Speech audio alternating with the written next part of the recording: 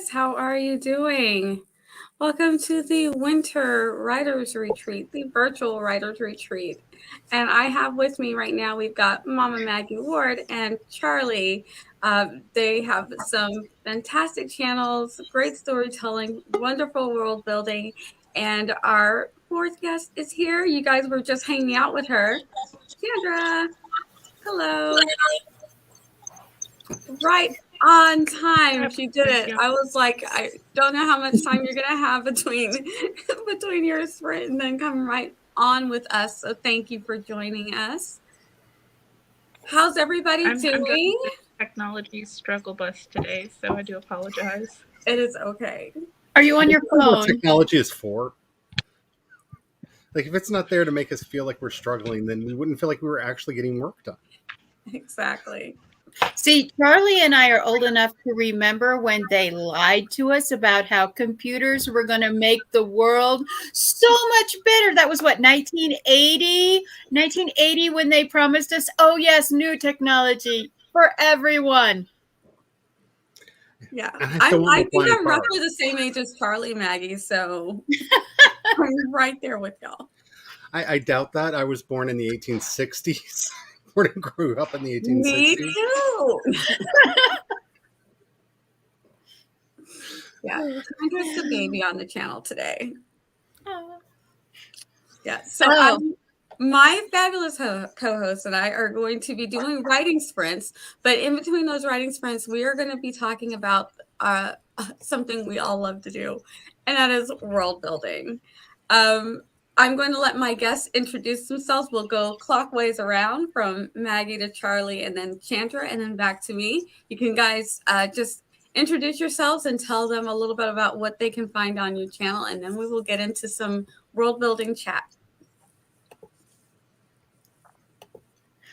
I'm Mama Magie Ward. I am a stroke survivor and indie published author who just finished Hold My Coffee 2021, which was an insane thing where I decided I was going to start editing my 2 million words. And now I'm doing and publishing. And so now I'm doing Hold My Latte 2022. And Charlie joined me with Hold My Purse 2022. It's gonna this year. We're gonna do it. We're gonna do it. This is gonna be a good year if I have to kick its butt to get there. Hi, my name is Charlie. I do too much. You can find links to everything that I do over at projectshadow.com. I do podcasts. I do music. I do world building and writing. This is the year that I am pivoting most of my writing business over to world building and game design. So I'm going to be doing a lot more tabletop role-playing games and things like that. But of course, writing novels that in the game worlds that everything's set in. I do most of my stuff now over on worldanvil.com, but I got books up over on Amazon and what have you. And if anybody in here is one of the 19 people that keep asking, is Shine getting a sequel? Yes, probably by the end of the year. Very cool. It's on the list. And thank you everybody who's in the chat. I'm just waving to everybody. Hello, hello, and welcome. Go ahead, Chandra. Hi everyone, my name is Chandra Arthur. I am a science fiction, fantasy, and historical fiction writer.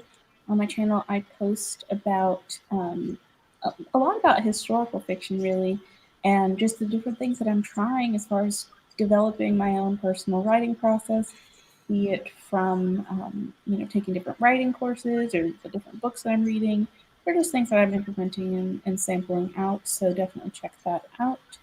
And yeah, I think that's it. Pretty cool. And you are here on my channel. I am Nia the Vixen of Fiction here on YouTube, and I'm Vixen of Fiction on Twitch and the Vixen of Fiction on Instagram. You can follow me. I write science fiction, historical fiction, and fantasy. I almost did it. I'm like, I write under pen name, but that's a pen name. But I will publicly be writing soon under NB James or Vixen of Fiction. Like, what's the point of having a pen name if I'm just going to tell everybody? Oh, I'm going One to tell day you everybody. guys are going to catch me, though, and I'm like, aha! My pen name, especially for the more trashy stuff that I want to write, I'm going to tell everybody. It's just so market confusion doesn't happen. Kids read my other stuff sometimes. The pen name stuff, I don't want them to even know about. No. Yeah, I like that. I think the market confusion thing is a big one. Yeah, that is a big one.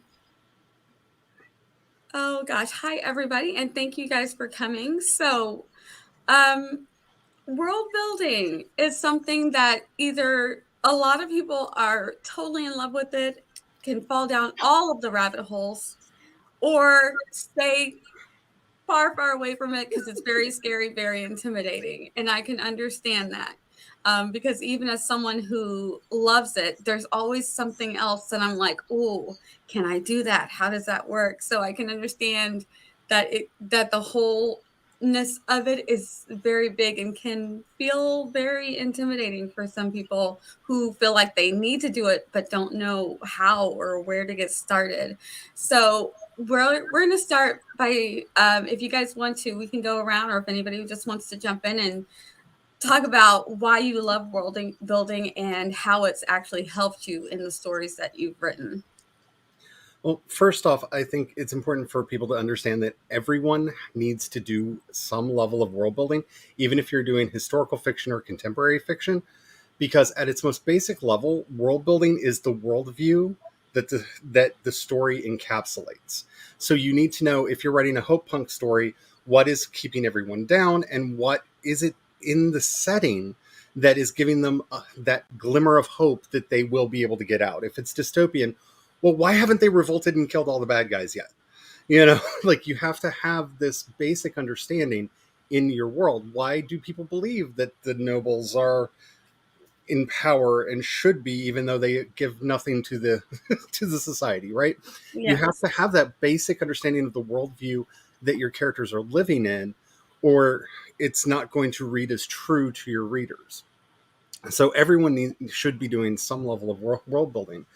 I fell in love with it because I'm a big mythology geek, and world building is that place where you get to tell all those stories that the characters would tell themselves, that may or may not make it into the story text, but would inform how the characters act, how they interact with their world, why they behave the way that they do, who their heroes are.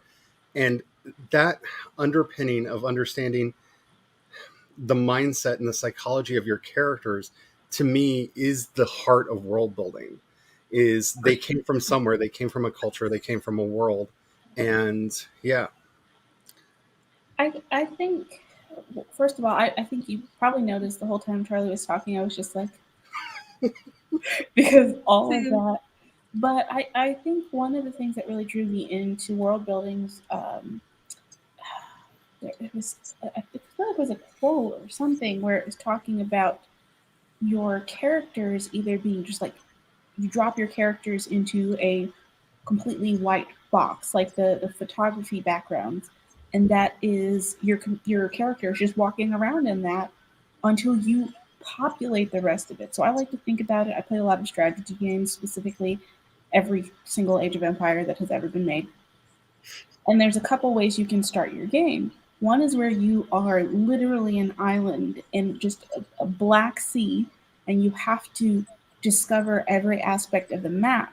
But while you don't have your character there to observe it, well, even once they've discovered the map, it goes back to being grayed out. So you can see the topography as it was the last time a character viewed it. Or you start out where the character, everything has already been revealed, but once again, you can only see it as it was in its original state, not as it is until a character goes back and views it again. I like to think of world building from that same perspective and really look at it that you can view your overall world building from those two angles of giving a general overview of how everything is, and then narrowing in your focus and shrinking it down till you get to your character. or starting with the character's internal self and then building out from there. And it really depends on what the objective of the story is. Because if you have a character who wakes up in a black hole, then they can't see any of the other stuff. So your world building starts with their mind and what they're experiencing and then goes out. See, I love traveling. I love adventure, but also when I was very young, I loved culture. I hated history, but I loved culture. And so for me, world building is like my plot is like a tour guide when I start coming up with the idea, and the world is the place we're touring, and it's like I want to see all of that. I want to see the food. I want to see the holidays. I want to see their little quiet moments. I want to see the grand majestic scenery and the little quiet places, and to to braid those things together, not just this is the map of the world, but this is the actual living in the world is I that is my favorite part of world building is just exploring it like I'm a tourist in this my own world. And then I get to put my characters in it. You know, this is your world where you live. Well, just wait here by the house. I'll be back in about 10,000 words. Yes. Martin, Hope Punk is a recently defined genre that with the prototype was actually N.K. Jemison's Broken Earth series, where the world is in a bad place for some reason. It could be for political purposes or natural catastrophes or what have you. But the characters have an unbridled hope and ambition to fix things and make things better, whether or not they succeed.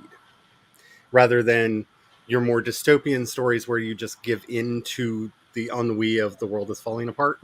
Like, fine, the world's falling apart, let's be savages. It's the other side of that where, no, we can fix it. We can make it through. Like, if you should have a, like, 80s power metal montage at some point in your story, it's probably Hope Punk. That is an excellent explanation. See why I have these people on here? They're fantastic. So for me, I think it's and some of all of this, why I love world building. I think I was world building before I realized what world building was. If I would read any story, I would start creating, like, the world that I was being put into became so important, just as important as what was happening with the characters. So I'm taking in every little detail of the world and the universe, whether it was sci-fi or fantasy. And early on, it was probably mostly fantasy. And it was also in historical fiction because I would read Laura Ingalls Wilder or Jane Austen. And so the world, because it wasn't like the world that I was living in, was very important. It was so integral. And so when I started writing, I noticed, oh, kitty baby. I'm sorry. I'm very distracted by the gorgeousness. I love them. So I would just love to, know about these worlds. And when I would write myself, it was just as important to me to write the world that my characters are living in and how the society is working around them. So when we talk about, if you hear people talk about micro and macro, so the macro is like the big world, like big or small. It could be anywhere from the neighborhood, what the buildings look like, the city, the town, to the planet, to all of space if you're going into sci-fi, or different realms if you're going into fantasy. So all of that is what they call the macro. And then the micro is what we're talking about with the culture and how the people are living in the world. And like Maggie was talking about, the food and all that stuff. So if you hear people throw out terms, don't feel intimidated. That's all it is. It's really that simple. It's just they come up with terms so that we can know right off the bat what we're working with. But it's all of these things. And I love all of that, whether it's fictional or nonfiction, I guess you could say. Because as Maggie was talking about how she likes to travel, all of that is part of it, because when you go to a different place and you're experiencing different cultures and you're reading about these things, I'm very immersive. So I like to feel immersed in that. And that's almost as important as the character. I know a lot of people are like, no, it's all about character for them. But for me, I need to know what these characters are doing in this world. I don't like being in the white box or the white noise room where something should be going on around them, but I don't know what that something is because my brain is seeing the nothing. And sorry, go ahead. One thing is that you could, like the older writers, like some of them you can see, they have these immense immersive worlds. Like Tolkien's world, for example, is this hugely immensely world. Now his story, unpopular opinion, Tolkien's story could be told the whole thing in 300 pages. But his world building, 600 pages of world building, and it's totally worth it. And we've all encountered those books where the characters were engaging, but the book had white room syndrome, or the opposite, where the characters were paper thin, paper dolls, but the world was so good that you still finished the book. And so one of the things we're going to talk, I hope to get to today, is us talking about how to have that balance of not only the the well-built characters, but the well-built world, because there is a fine line for balancing that.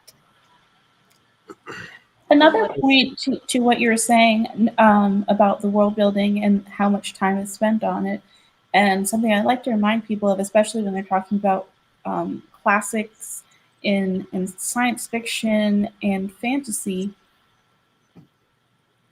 the author had to take time to world build because so many of these concepts had never been done before. So the first sci-fi book that someone has ever read where they're talking about a spaceship is super important because nobody knows what a spaceship is. So now going back and reading this as a person who has read tons of books of spaceships and seen tons of movies that have spaceships in them. You say spaceship, I've got the general concept. You don't necessarily have to go in more detail. Mm-hmm. But when it's something that your reader may not be familiar with, you do have to invest a little bit more time. And I mean, I think Natalie Locke and I had this conversation even within writing flash fiction, where each of us had at separate times used a term, just thrown out a term in the flash fiction that the other was not familiar with, and it pulled us out of the story because we didn't know what it was. Yeah. So larger concepts where there's already been world building that someone else has done on your behalf, you may be able to glaze right over that. Versus if it's never been done before, consider that, take time and break it down. Yeah. So I think with a lot of, even in fantasy now and paranormal sci-fi fantasy type things have been done enough that for the most part, like they say, you don't have to describe an apple when we picture an apple. You might want to say if it's green, but other than that, we know what an apple is. So fairies, vampires, those type of things, it's becoming that way too, where you don't have to, unless you've got something different about yours, where you don't. But imagine the first ones writing these stories had to go into more detail. So there's things where you can back off from that unless you're changing it up a little. Then you can only have to add what you're changing. For the example, the apple. Okay, most people think of a red apple, but yours is green or yellow. That's all you need to say. That's the difference. If it's rotten, say that it's rotten. You know what I mean? Say the thing that's different about the apple, but you don't have to start from the beginning and describe what an apple is. Because that's the worst version of world builder's disease that I see in a lot of fiction, where it's just, oh, I'm going to spend all this time explaining to you all the little differences that don't matter to anything. And especially when, like, as soon as you started talking about vampires, I can't tell you how many vampire books I've read where they go off on large sidetracks about how, well, my vampires are actually different. And you're like, no, you're not. I read that in Christopher not Golden's really. book like 20 years ago. You're not doing anything all that special, but everything should be flavored with your voice and your point of view. And world building really is that place where you can do that. Even if it's something that you feel like everybody knows, well, people might not see dragons or fairies or vampires the way you do. Mm-hmm. So Well, writing that down helps you crystallize in your mind, this is what this is for me and how I want to inflect it into the story. And there's also this other little thing that you have to be careful of, because cultures do not see things the same way. Nope. Mm-hmm. Like, and language is a very, very tricky slope. Especially like one of the things I do in my fantasy worlds is I will write colloquialisms for that world, or things that were influenced. If there's humans in that world, they're influencing things, so it'll be influenced. But you have to understand, like for years, the Navajo and Hopi people did not have a word for the color blue. And the Eskimo have how many different words for snow? So being able to put that your own little fine touch on that is something that will help your reader get more into your world. Do you need 1,000 words to describe it? No. No, you do not. Hi, my name is Maggie. I'm an overwriter. But just in the world building for you, you can do it. You can write all of these things if you want. But when you're putting them in your story, you're writing a travel brochure for your world. You only need a few sentences. I think another thing that you brought up there is one place readers tend to lose interest is when it's a monologue of just pages and pages of world building, and realizing that you don't have to do it all at once. What you most essentially need is where you are right now and anything that your character is going to need to interact with. Start there. And then you can go back as you're editing and build more, add more notes. And of course, you should know more detail so that when you come back and you're editing, you're like, does this need more or not? I will also preface this. I'm an underwriter. So, but if you're struggling with world building or you're not enjoying it, just realize immediate setting and what does your character have to interact with. This is one of the reasons why I think anybody who's doing world building should familiarize themselves with the movies of Akira Kurosawa, because he's introducing you into this realm of the samurai in so many of these movies that have these cultural the rituals and actions, and he doesn't take time to explain it. And it's not necessarily because, well, a Japanese viewer would have known it, because his stories are set so far in the past that he's referencing things that aren't done anymore. But we see how they perform these rituals, how important they are to them, and we gather their meaning from how they play out in the story. So you can see the world building that went into why are they doing this in this way? Why are they doing that? But it's conveyed through the characters and through their interaction with the world, rather than the story breaking up for a moment and a character going, let me explain to you, little boy, why we're setting up the signal fires in the way that we're setting them up. You see, back in the ancient days, you get that sense through the characters' interactions. And I think he was so good at conveying culture and significance without having to have any of those explainer scenes. Like you feel it. And that's when world building in fiction is at its best, is when it just clicks in your head because you see how it affects the characters in the world, and not because, oh, here's the 12 pages explaining why they're doing this thing. Yes. And here's another thing, and I'm going to point this out. It's a little controversial point, but there's a mention in the New Testament and Old Testament of the Christian Bible of the book of Enoch. And they talk about it like they know what it was. Well, for 1,000 years, we didn't know what it was. That they mentioned, as in the Book of Enoch, and everyone's like, what? And so when you're doing your world building, don't think you can skip all of your exposition, especially if you're writing a completely non-Earth related world. Mhm. You do need a few of these details. You do need, I mean, you don't have to beat your poor reader in the head, but just kind of flavor it in. And if you can have a foreigner that you can explain these to, just a little bit of something, it's okay. But when you're building the world, this world is for you. You don't have to tell your readers everything. The world is for you, the author, to build in your mind palace for your characters to live in. And so world building, it seems like this huge daunting task because everybody is like, oh my goodness, I have to put all my world building into my story, and I have all of this. No, you don't, honey. It works out if you're just doing the tourist thing. Letting your reader be the tourist in your world. And your character is their tour guide. Kitty. Oh, puppy. Sorry, she rolled off the bed. Oh, poor baby. Come here, baby. Is she okay? Poor thing. Yeah, I think, I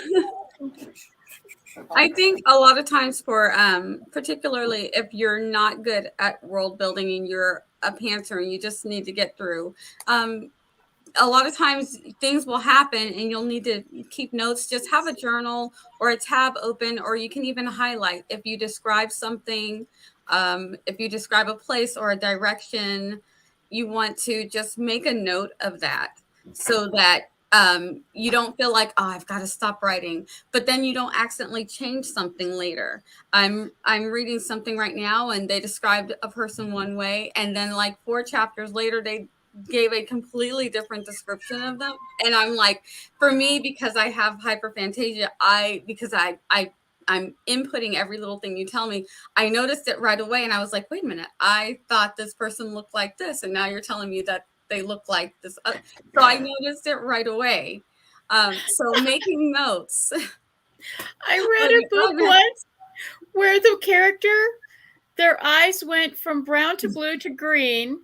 Their hair changed colors like 4 times.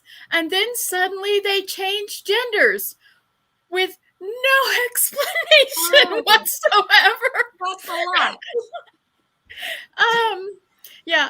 A good place. I mean, if you're intimidated by world building and you're wanting to learn a good place to start, actually, fan fiction, because someone else has already built that world. And you could, by looking at fan fiction and like writing a fan fiction, you can look at that world and say, okay, these are the things that people value in that world. These are the things I noticed in that world. These are the things that go on in that world. And there are a lot of rules to world building, but there's also a lot of things you can bend.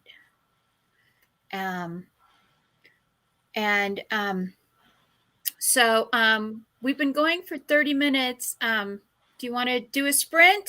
Yes, let's go ahead and we'll do our first sprint. We're going to do, let me check. I don't know if it's 20 minutes or 25 minutes. Let me grab it really quick. And as a pantser who does a lot of world building, I can, if you want, after the sprint, talk about some tricks I've learned over the years to help with that. Yes, we will definitely get into that. Let me make sure that is up. And we're going to share the screen. This is good timing for a sprint because my cat is having a crack attack in the hallway right now. She's literally, she has climbed the walls. She's learned how to matrix jump between the walls. And she'll just run down the hallway and hit one wall and bounce back and forth and land in the middle and just like she's doing this a lot. Oh, So now's a good time for perfect. All right. We're going to do 20 minutes. You guys are ready. Let's go. We'll see you back here shortly.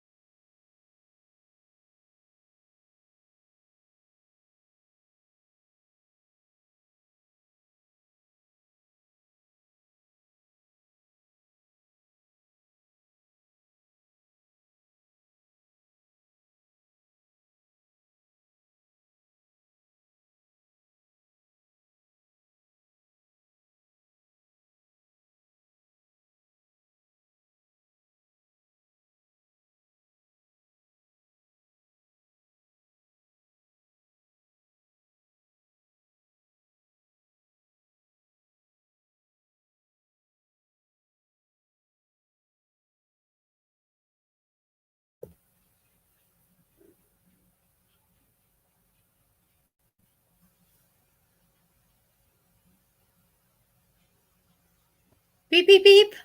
Beep, beep. How did everybody do? Did you guys get anything done during our first sprint?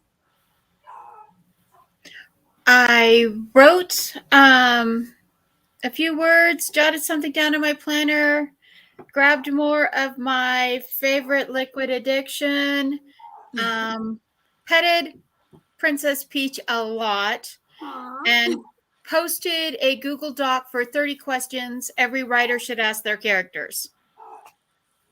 Love it. All right, guys, if you have any questions that you want to ask about world building, anything pertaining to it, how your characters work in the world, all the way up to, you know, if you have big universe type questions, go ahead and ask. If we know, then we'll try our best to help you out, or at least guide you in the right direction. I can tell you a lot of places where I get a lot of information from, and they're all I find them enjoyable. I actually got more written on Super Secret Project number 26. So Ooh, nice. Is it what I think it is? that's 27. There's so many. So I actually got some water. I read or died right. Yes. And I was reading.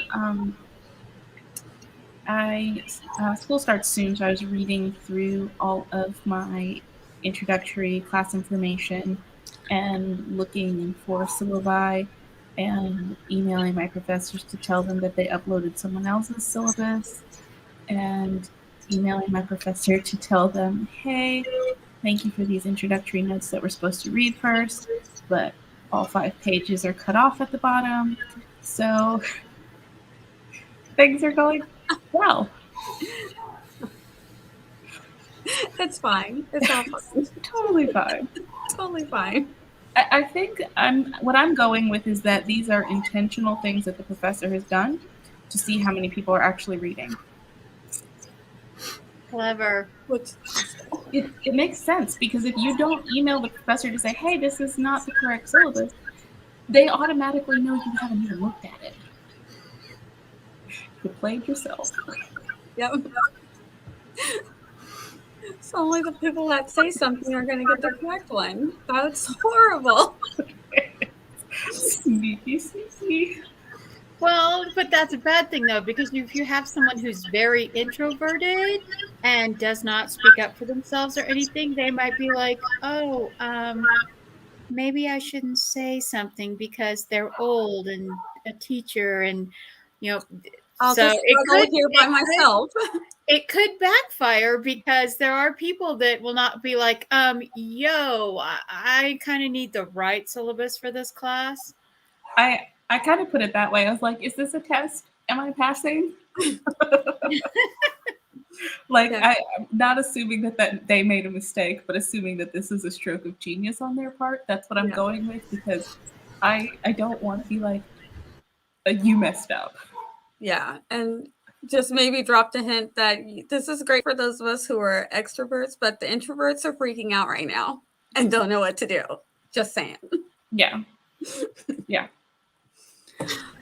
So Charlie wanted to talk about the people that we love so much, our fabulous Panthers that love to just write. My daughter is a Panther and I love her to pieces. And many a time she has written a story and written herself into a corner. And it's like, I don't know how to fix the problem that I've now run into. She writes really great paranormal kind of mysteries, but there's things that if she did a little bit of world building or even made a timeline, she could drop red herrings and she could figure out who the whodunit is or how to solve the problem, how they're going to overcome the big. But she gets to the end and she's like, oh dear, everyone's going to die. I don't know what to do now. So I'm like, we can fix this. We don't delete it. She has deleted things before. Oh my goodness. But I'm like, we can go back and fix this now. We just need to sort through some things, make yourself a timeline, plant some red herrings, give your people something that they can use later, that maybe you can drop it in earlier, because a lot of times it'll be an ex dos machina machina, where it's like all of a sudden out of the blue you come up with this something that solves everything, and everybody's like, where'd that come from? Or you're writing a murder mystery and it's like, oh, stink, I need a killer. The mailman did it. You never mentioned the mailman before, ever. What are you talking about? The mailman did it. Then you're writing an Agatha Christie novel. Yes. Well, there's that, and I want to say there's, I think it was the First Goodbye Women's Murder Club. I think it's Patterson, I want to say. The killer comes out of left field in that. So if you do that, it's okay. There's some really amazing writers, or should I say really successful writers who've done that before. But if that's not what your intention is, then you know where you need to work on something. Mm-hmm.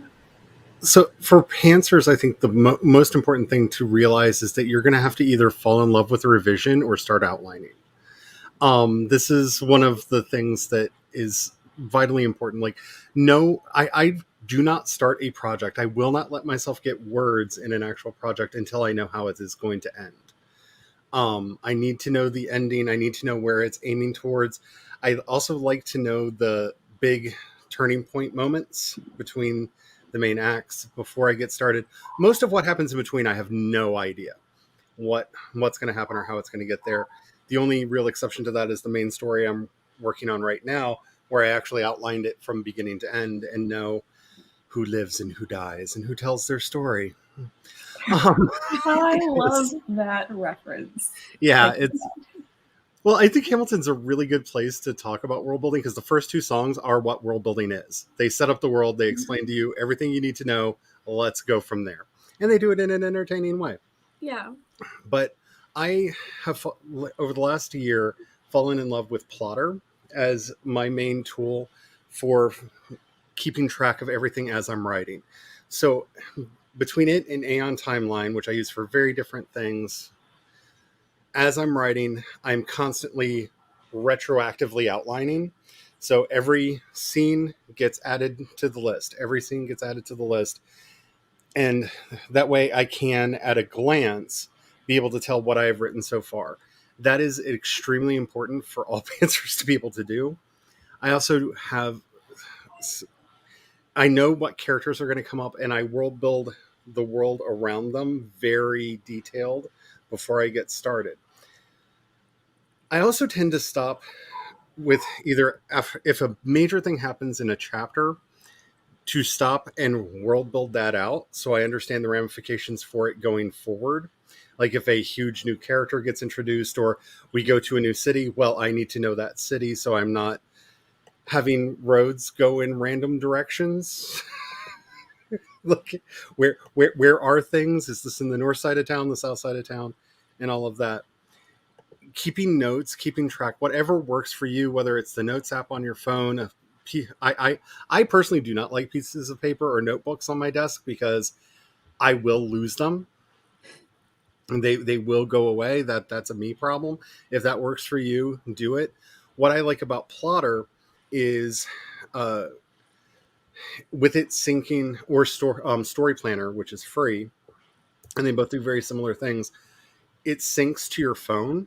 So anytime you have an idea, you can capture it, you can put it in there very easily no matter where you are, and keep yourself on track and keep your world building going the way that you want it to go. Because remembering all the little details is vitally important. One of my favorite writing teachers told me all writing is the art of lying. You are a confidence man as a writer, so you can't lose the confidence of your readership. Your lies have to be consistent. If you tell them that this weird alien has green skin, they have green skin. They always have green skin unless you have a very good reason to change it for some reason, or the audience will stop believing you. But So, notes. I was looking at the comment from Victoria Wrights. Let me find that one. Any advice for writing a world that is very normal and comfortable to the characters, but shocking to an outside audience? And first of all, I really love that question. I think one of my favorite science fiction authors, who I mentioned in one of the earlier streams, James Allen Gardner, does this really well because they include some incredibly unique characters and races in their stories, and the way that they make it more commonplace is through integrating different cultures and really emphasizing the places where those cultures and those races have conflict. What is it about one? There's one specific book where there's a kind of their own kind of panini that they have happening, where it affects one race but not the other, and the way that they come together as a society around that, where the one race becomes the caretaker for another because they're not able to do so for themselves. But through that process, it shows how the other race has to integrate and start stepping into places in society where they previously would not have had to be, which gives a reason for the author to explain those functions and those differences so that as a reader, you're not being told through a lecture format, but you're being told as everyone is collectively being educated on these differences. So, and there's a couple different things where, like, that one's specifically a more cultural one, but there's also others where the environments change suddenly, or there's different kinds of dwellings, or the characters are traveling, and the ways that they travel and the reasons that they're able to work around these different cultures and societies are interesting. But also because the main character is unflappable, and they have I don't know language on the stream, but there's one specific term that conveys a lot to the reader, which is oh shit, because these unflappable characters never say that, and they get on to the newbies on the team for saying it because it's what you say right before you die. Oh, It means that you've discovered something really bad, and no one else is good. Like, it's like, okay, someone come collect me because I'm about to go. Oh shit! But it conveys something shocking to me. Like, I wouldn't expect that. But also, the character addresses it in a very commonplace way. That's normal for them. That's part of their existence. So to set that up was just emphasizing what that phrase meant within this world. So it's very much the contrast. yeah. The WTF moment for the internal character that is not for the internal characters, that is only for the reader, is something that is very well presented in like cyberpunk dystopia.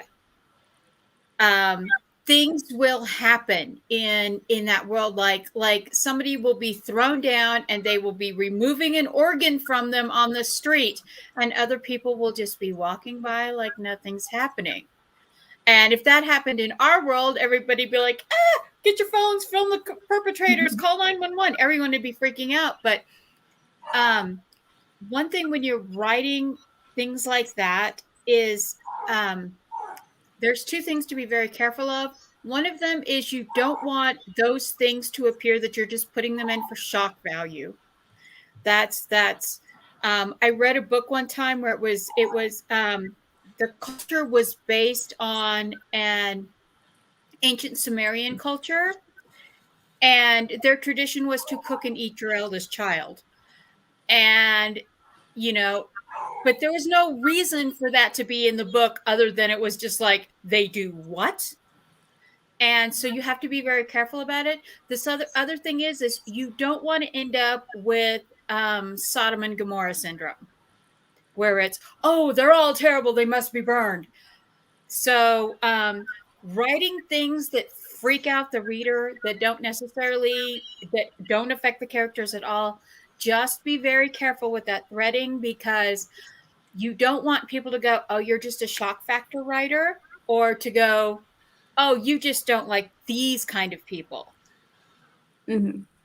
Also, depending on what you mean by shocking, you have to recognize what niche you're in, like how niche is the audience that you're going for, because especially on AuthorTube, there seems to be this weird syndrome that we're all writing for a mainstream audience. And that may or may not be the case, depending on what it is that you're writing. Like my fiction is, very queer, just because I don't find the kind of fiction that I want to read out there, because most characters are cis straight, characters, and that's fine, that's wonderful, but other people are writing that. I want to write my stuff.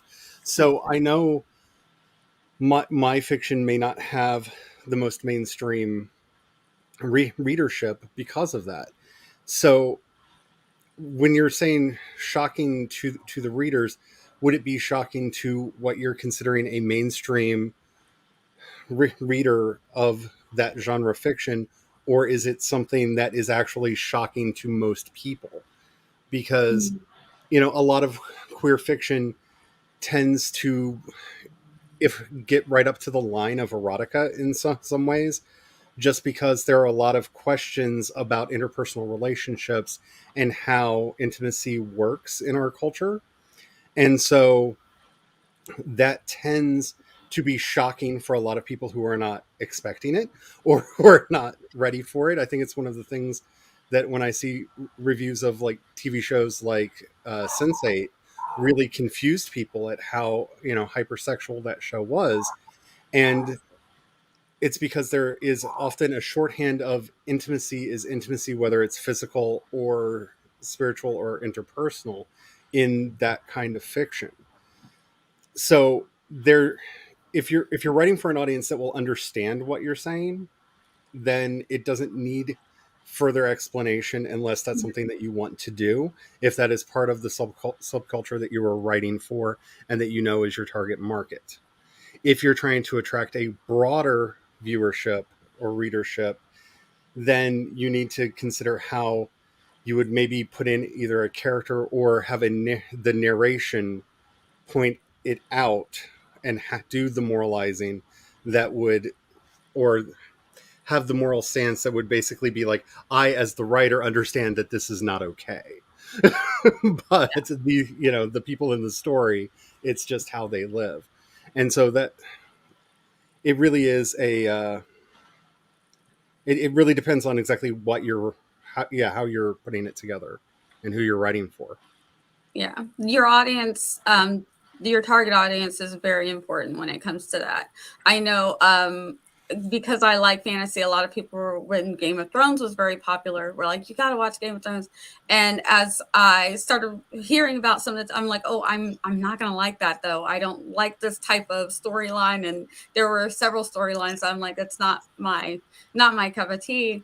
But they're like, but it's got this and this. And so I did watch it, and there are parts of it that I was able to really enjoy, but there were other parts of it that, because I felt like they just did this just to be shocking, I didn't enjoy that. I felt like it was too much, and there were times where I thought that they were doing something to be shocking when I would have enjoyed an actual story more, but that was just me. Whereas a lot of other people really just loved all that, the constant shock. And, I know it's old, but I still don't want to spoil anything for anybody, but there were things that are just like, why did that and it's just like, okay, but people were like, whoa, did you see that? And I'm like, yeah, wasn't a fan of that, but I still watched the show to the end because there was enough of story that I enjoyed.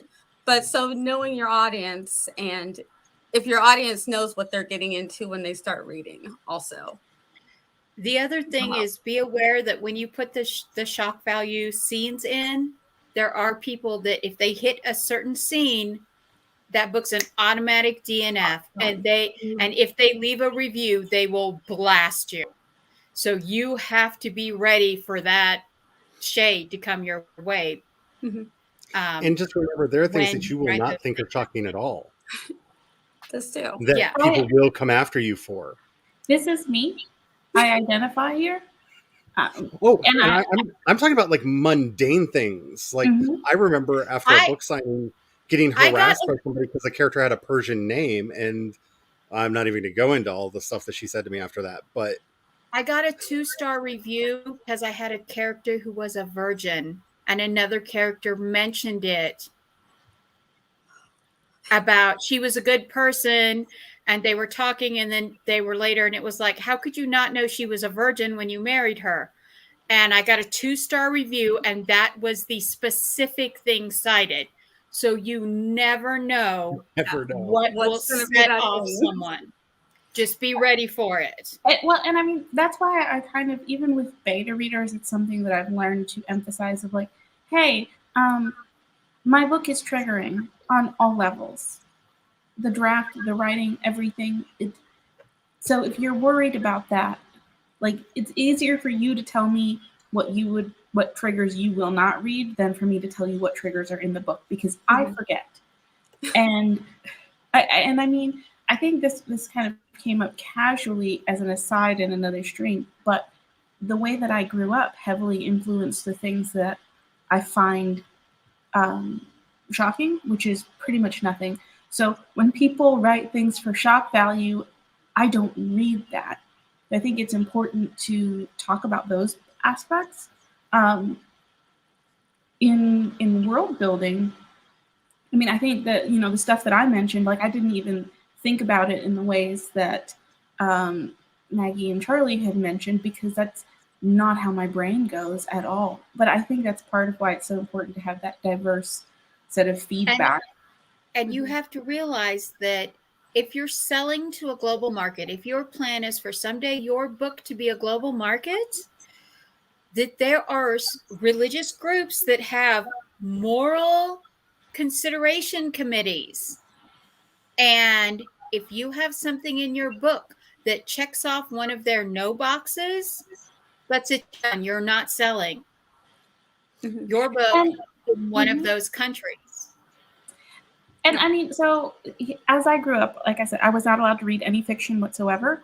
But I also, on the other side of that, was raised hearing stories like, hey, at one point in time, the government's going to come. They're going to collect you all. They're going to drag you out of your bed. They're going to murder your whole family. And they're going to imprison you because of your faith. So when those are your bedtime stories, the things that become shocking to you just kind of, and then the concern about someone rejecting that so stringently that they won't read it is also, for me, it's not something that I think about, because I was raised that, like, no fiction was allowable. And my response to that has always been, if everything is evil on the same level, let me be altogether evil.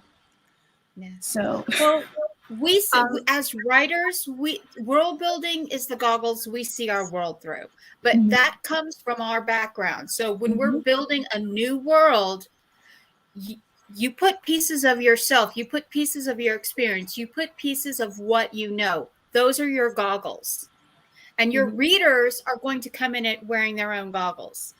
So it's like Star Trek is a very good example of goggles.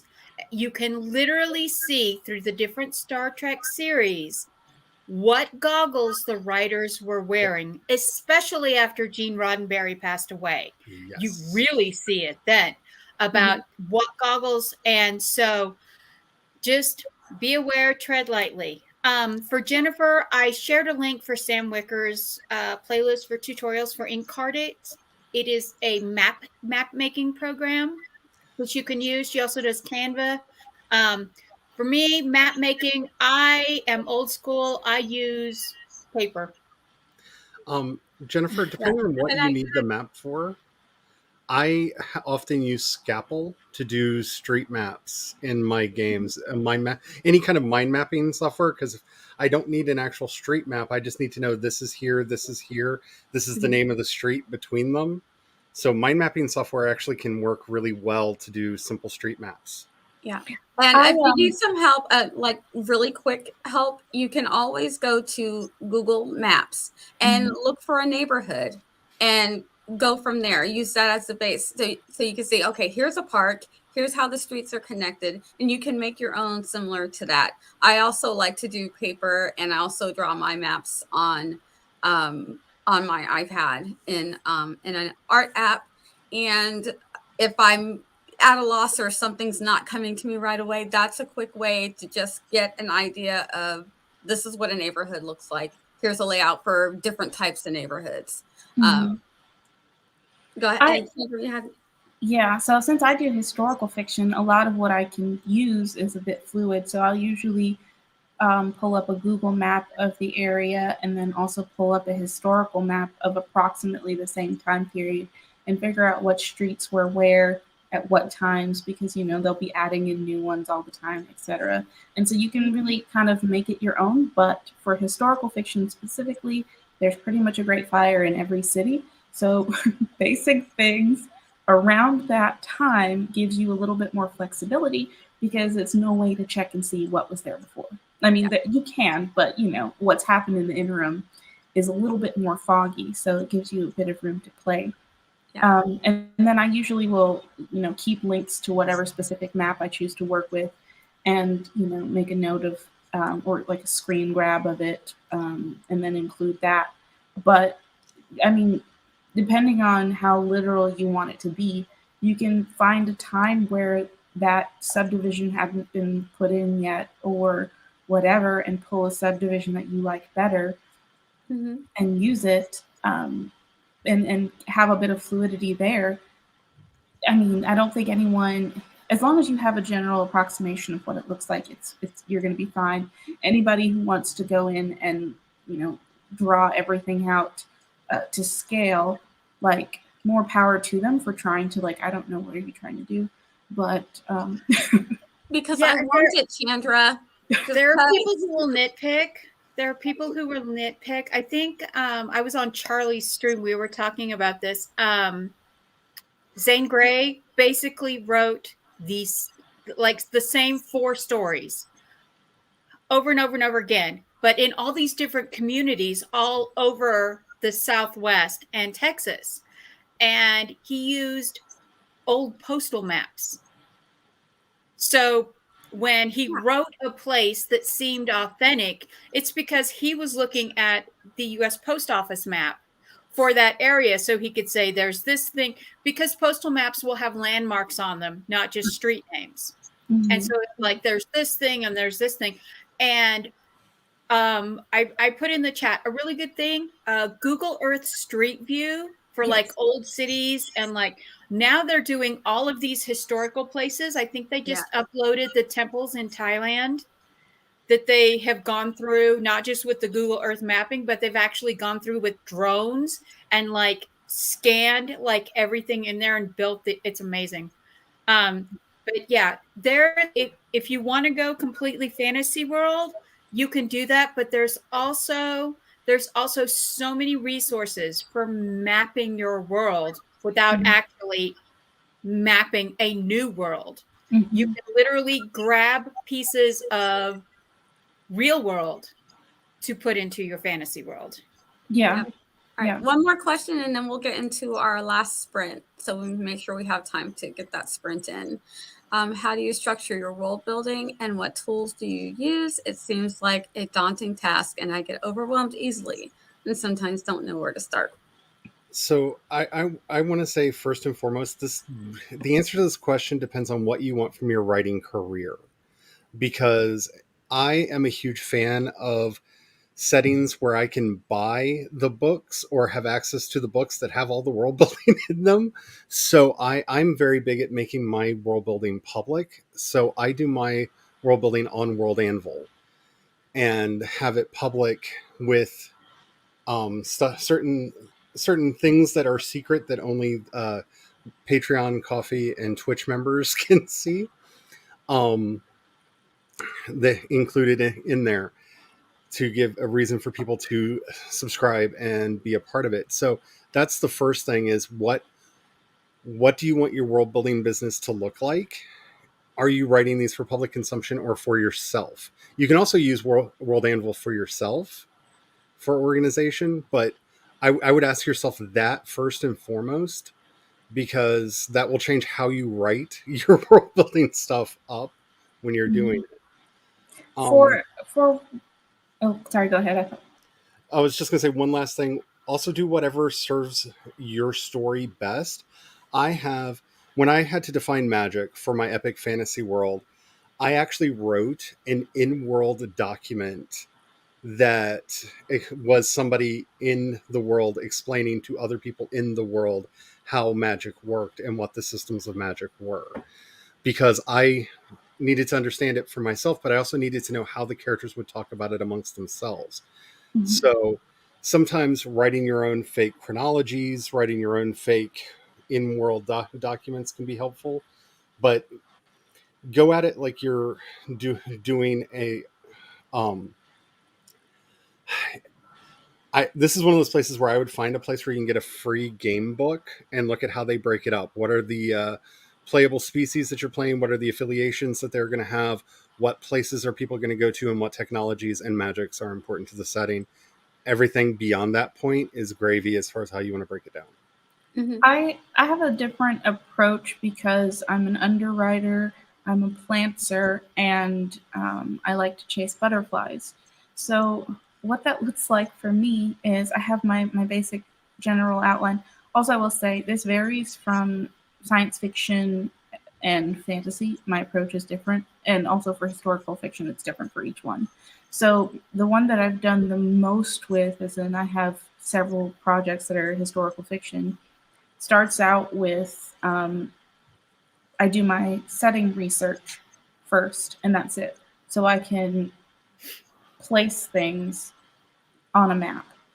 And I go with that, and then I do my first draft. And once I've done that, then I come back through and I start to do additional world building, which means like at this point, okay, what more specifically are give more specifics about the setting. Here are the rooms that I've used in this house. So now what does the rest of the house look like? Because these are the layouts of the rooms that I need them to be like this because of the story.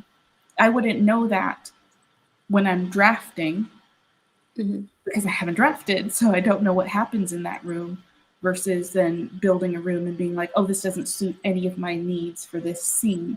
So I reverse engineer parts of it. But I do use World Anvil for that as well. And I structure things. So there's families and all of that. So I create a folder for that household, and then I put all the characters into that, and then expand by putting like an actual, okay, this household lives in this house. Here's the write up for this house. And then as far as the world building and like the characterization, I feel like world building and characterization can really tie together, They especially do for from me. yeah, for historical fiction. Like I have a character who, as a hobby, writes poetry. I didn't know that I needed to world build in some poetry and like where does she write? Like what kind of things does she write about? And then writing some examples of like I wrote the poetry that she would write, and I've included that in a subfolder for her. So with World Anvil, you can really stack things like that. You don't have to do it all at once. You could just start by creating a folder and saying, this household exists, that household exists. And then as you need things for that household, you just keep adding those things, but you have a place to put it. Yeah. So And if that I can do just a really bad plug real quick, if you're looking for a method to get started, because I see this, sometimes you don't know where to start. I like John Bonet's Stealing Fire from the Gods as a method for getting started on world building. And the first season of my podcast, Myth Weaving, we literally go through his process step by step in the episodes to get you from what fascinates you about the setting and why do you want to write it to actually having things built that you can have your characters run around in.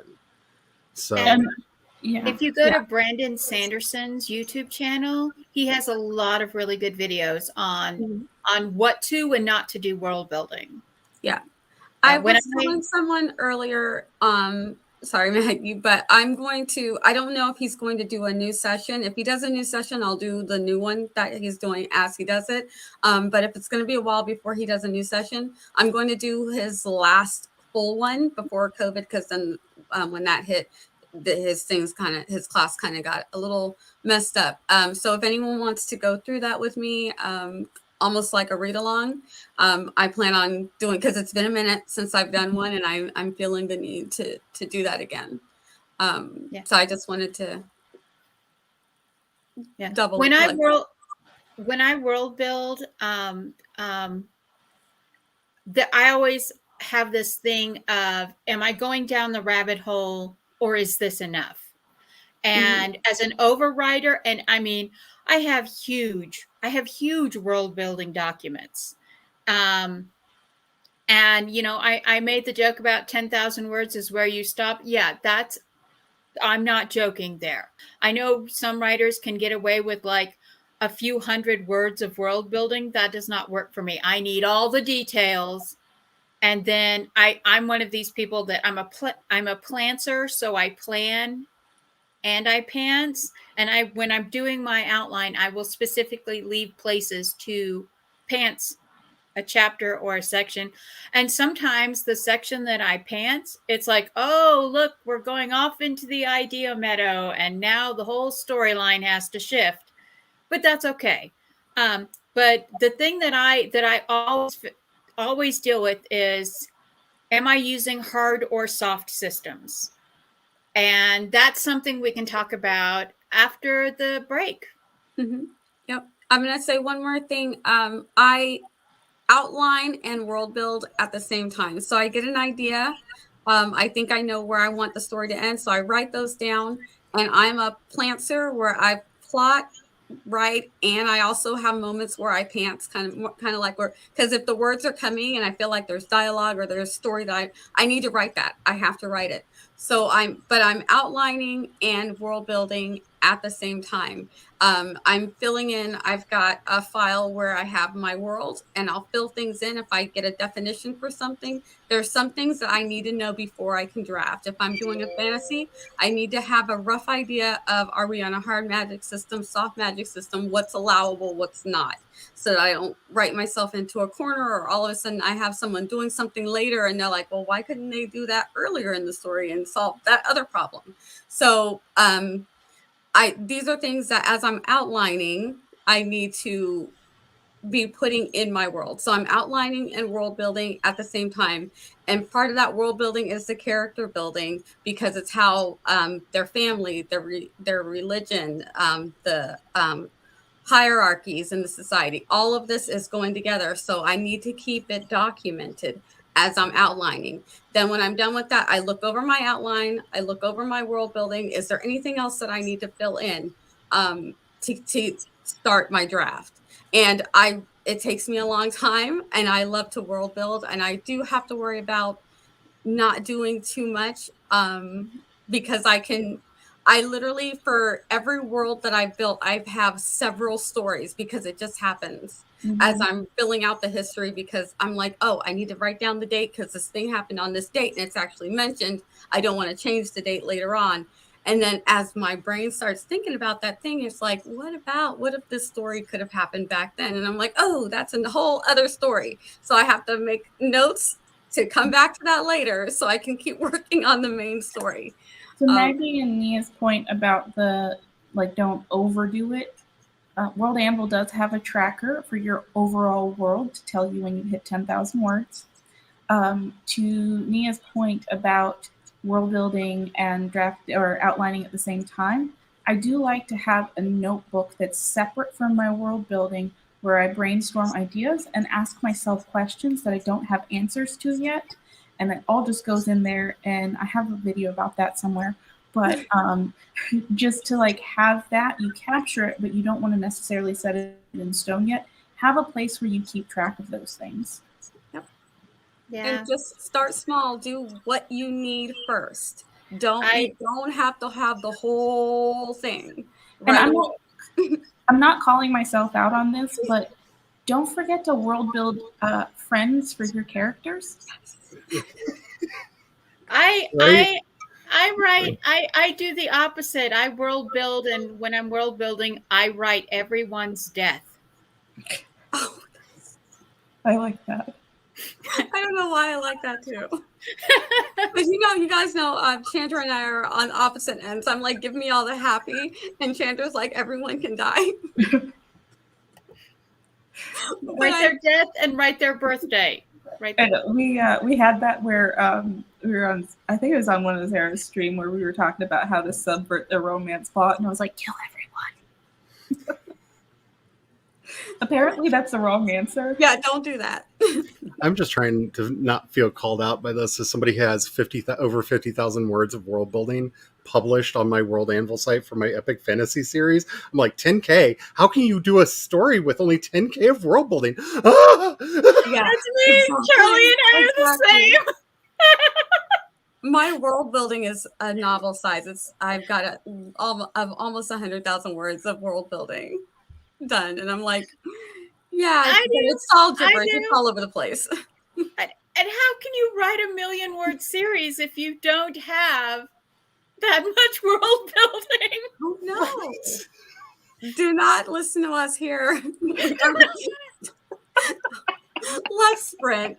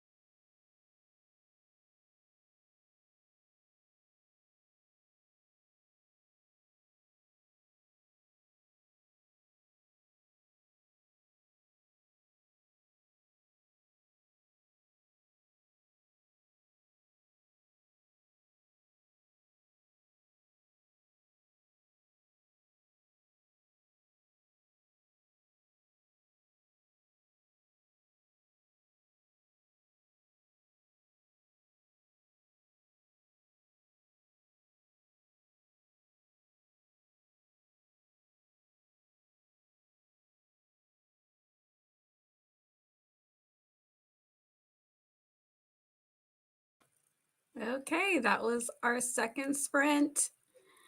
And the gremlins have got Chandra. So, womp womp. She's in the chat. Oh my goodness. I got 412.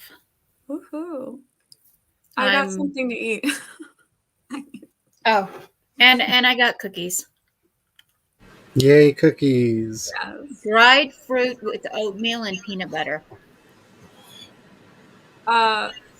Yeah, if mine was on scrap paper, I say it's 100,000 words, but it's all of my notes.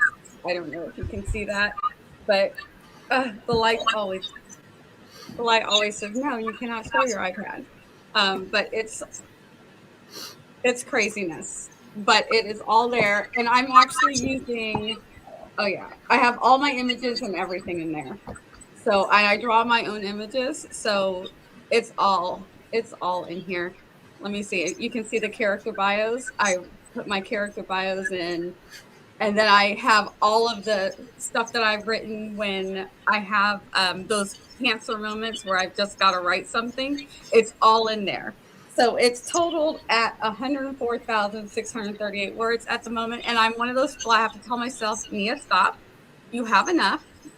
And actually, I just started inputting my stuff into Scrivener, or not Scrivener. I'm getting Scrivener next month.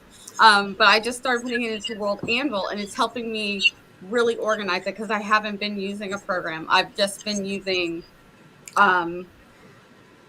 just the document on my iPad. It's in Pages. And through Pages, I've been adding my images. I do all my world building, my character building.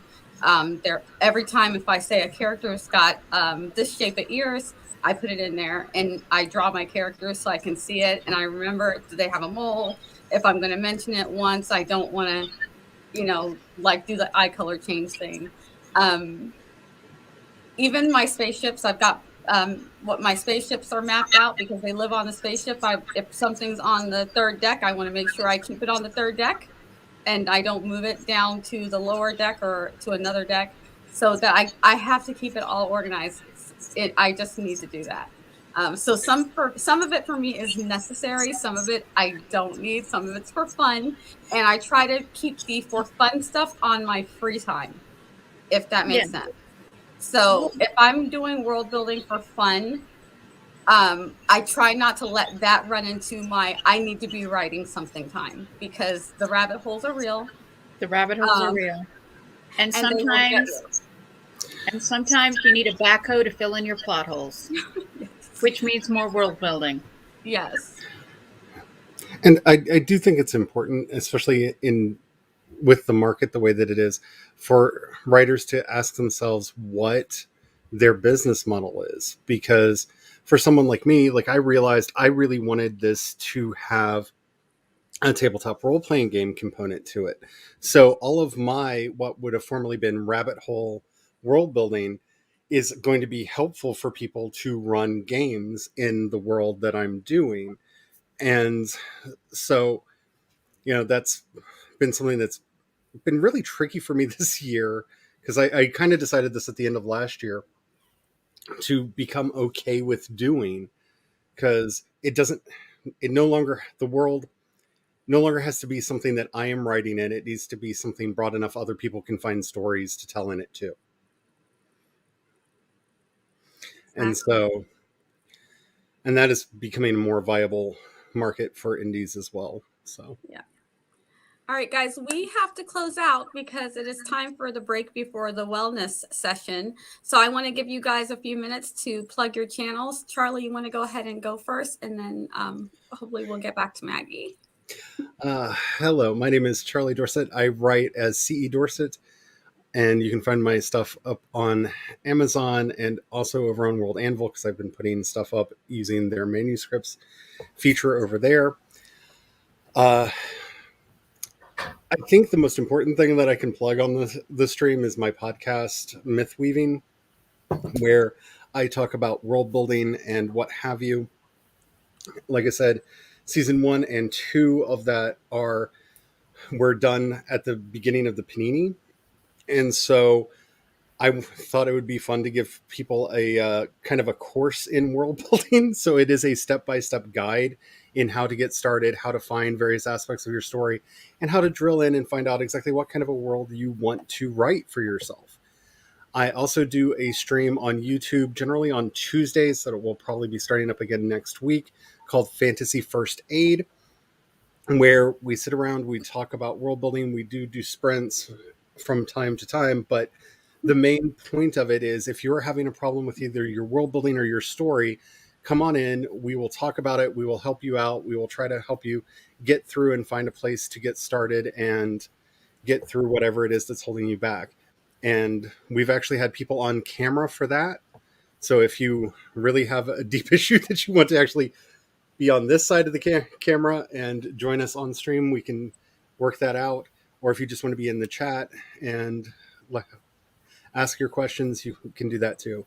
But that's a lot of fun because I love talking about world building and story structure and all of those arcane things. And I think it's something that should be more accessible for more people to find information on. So Totally agree. check it out.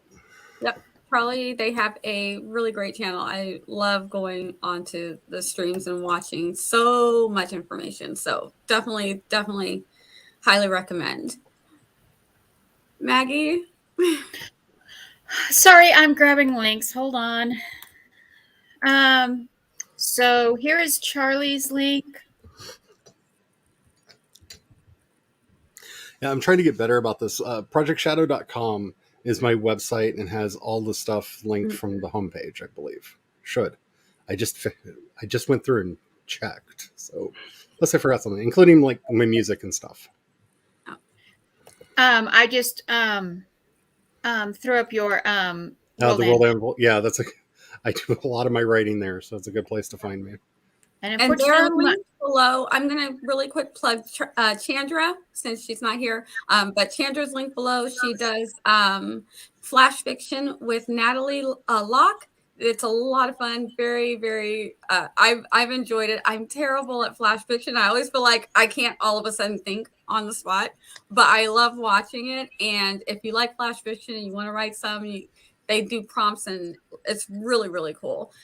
So you can catch Chandra on her YouTube channel, and Chandra also has a Twitch. I don't know if she's doing Twitch quite as much, but she's constantly got something going on the YouTube channel. So definitely check that out.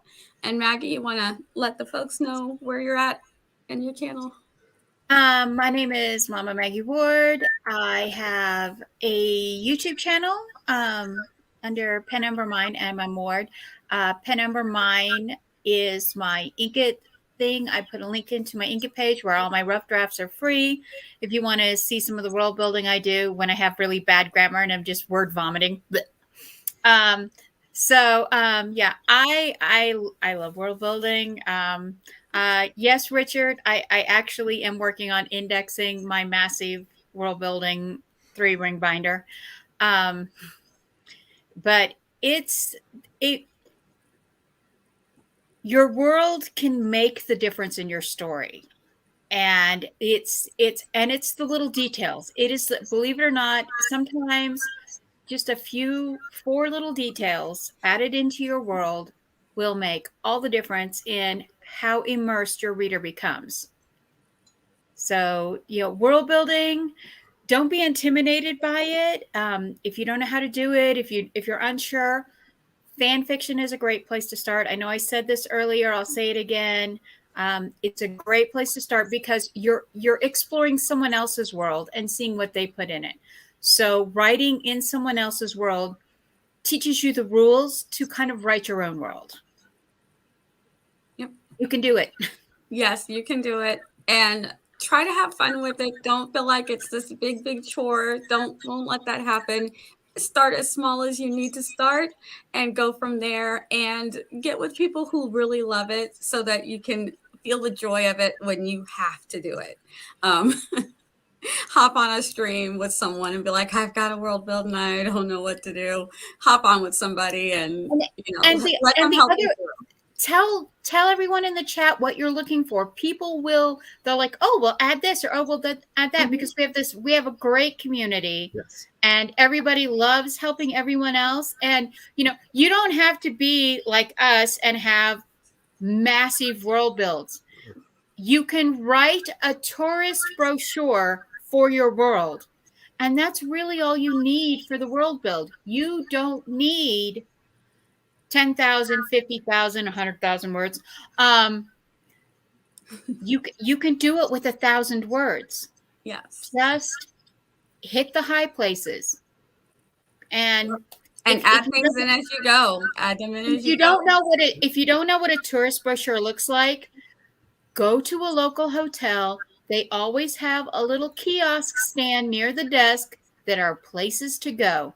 Just snag a few of them. Look at how they talk about the area around you that you know, and then write that area for your characters. Yep. Little blurbs, just a little blurb. These are highlight places. This is a little map of how you get there. It's neat and clean. You can do it. You can do it. You can do it. This really, someone said earlier in the chat that this literally could be world building and character development. It could be in its entire own workshop. It really could. So who knows? We might get on that, guys. You have been on my channel. I am Nia, the Vixen of Fiction. Next week, I have Author Tubers React, and I have, that's on Saturday. On Sunday, we're doing our first authors reviewing. We don't have a title for it yet. You guys are going to pick the title for us. We're going to put up our favorites, and you guys will decide what we're going to call it. But every other week, we are going to review an adaptation. So we'll be doing the book and whatever format it's been changed into, whether it's a movie or usually a movie or a TV show, but we might throw a game in there. We all want to do The Witcher. So we'll be doing those type of reviews and talking all about how it works for writers, and just also how much we enjoyed it, who did it better, the book or the show, or if it's multiple adaptations, which adaptation was the best. Whose butt looks better in leather pants? I mean, I'm sorry. It is important. I said that just to make Charlie laugh. You win. It works. Persephone, Oh, great. If you keep an eye on my channel, I did a hashtag whip chat on world building that will be coming up later in this month. It's a 2-part series where I'm talking just about questions. Hold on, let me reshare the link for the author for the character interview. And just, we don't have to write white rooms. We don't have to write paper doll characters. Yes. All of that. So thank you guys so much. Thank you, Charlie and Maggie, for joining me. Thank you, Chandra, out there. Be blessed and have a lovely day. Yes, thank you all so much for coming.